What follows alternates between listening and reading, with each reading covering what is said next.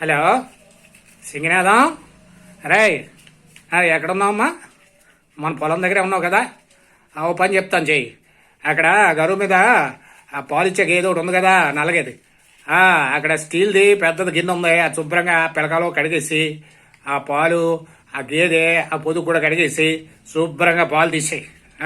శుభ్రంగా పాలు తీసేయి, 2 లీటర్లు ఇస్తుంది. తీసేసి జాగ్రత్తగా ఇంటికి పట్టుకొచ్చేయి. అది మళ్ళీ నేను వస్తాను అనుకుంటాము, నేను రావట్లేదు, అందుకని నీకు చెప్తున్నా ఈ పని. ఇగో సెల్ ఉందా నీ దగ్గర? ఆ సెల్ తోటి మ్యాజిక్లు ఏం చేయకు.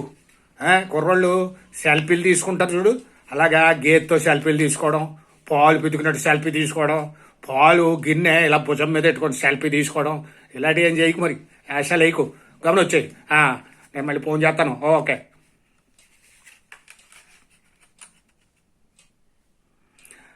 అరగంట అయింది. ఇప్పుడు బాల్ తీసేసి వచ్చేస్తానే ఉంటాడు ఈ పాటికి. చేద్దాం పోను. హలో రా, వచ్చేస్తున్నావా పాలకింతోటి? ఏం చేసా? నేను చెప్పిన విషయాలన్నీ గుర్తొచ్చినాయా? సెల్ఫీ తీసుకోవడం గురించి నేను చెప్పిన 3 విషయాలు జ్ఞాపకం వచ్చి ఆ పాలకిన్ని భుజం మీద పెట్టుకొని సెల్ఫీ తీసుకున్నావా?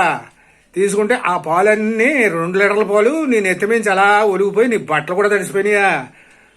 ఊరిని ఏంటా పట్టానా? నేను చెప్పానని నీకు జ్ఞాపకం చేశానని నువ్వు మరీ సెల్ఫీ తీసుకొని ఆ పాలన్నీ నేను ఎత్తిమించి పోసేసుకుని ఏం చేస్తున్నావురా మరి అక్కడ? అదొక్కనా అన్నా సరే, నిన్ను పాలేరుగా పెట్టుకోవడం నాది బుద్ధి తక్కువ. ఇగో నువ్వు జాగ్రత్తగా చేయలేదనుకో, రేపటి నుంచి నేను తీసి పడేస్తాను.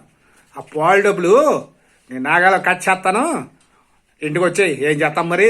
వచ్చేయి నాయన.